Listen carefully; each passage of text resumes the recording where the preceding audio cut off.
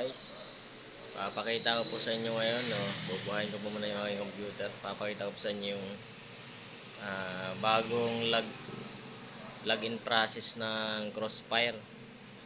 Kasi akala nung ubi ay nawala na. So wait lang po natin.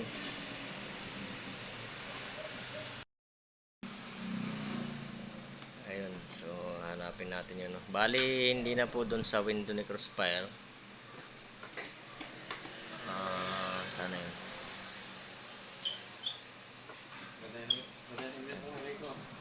Open natin yung Crossfire. Nasaan na yung Crossfire?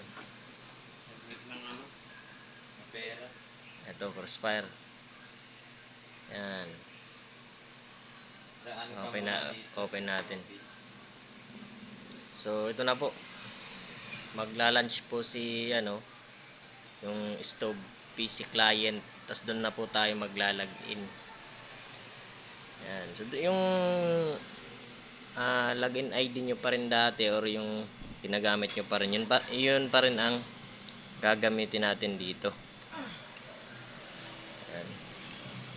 Wala naman pong nabago. Yun nga lang, hindi na mag-appear yung maglalagin ka dun sa Crossfire window na nakikita natin dati.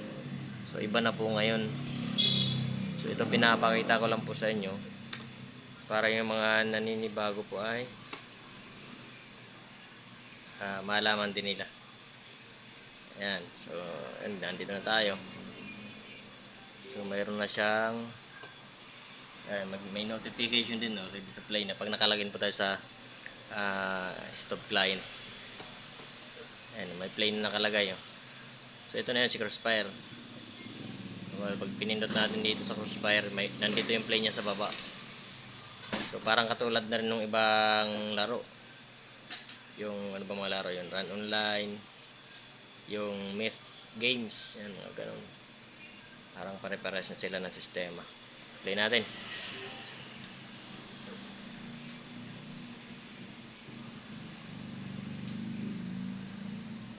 Ayun, pagka lumabas po itong find pala,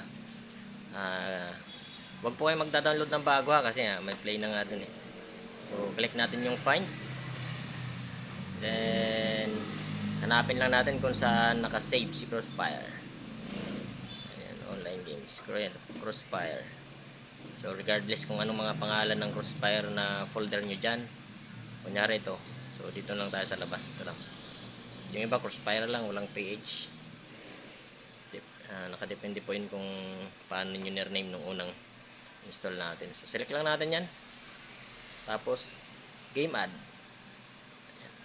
Tapos waitin na lang tayo. So kahit mahalin dyan ang piliin natin, paras po silang gagana. Okay, so, wait natin. Kita naman yata. So mumurahin lang po itong ating cellphone eh, kaya medyo malabo yung video nya. Medyo matagal lang siya. So patient lang, lalabas din yan. Huwag na pong mag-open ng kahit anong application or laro para mas mapabilis yung pag launch ng mismong game na Crossfire.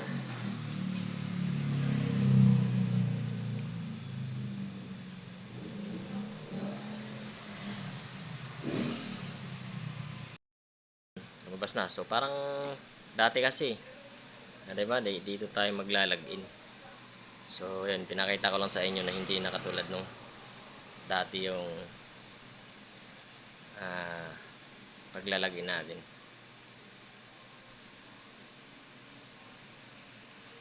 So patient lang, lalabas din yung mismong nasa game na. Ayun.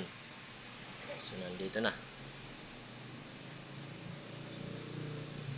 So ay muna sa server yan. Ito na po. So sana nakatulong dun sa mga mga nalito sa bagong process ng Crossfire login natin.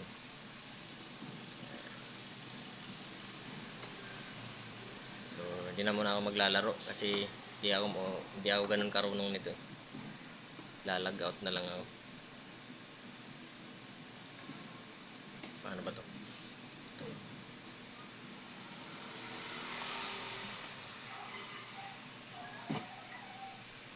Okay, salamat po.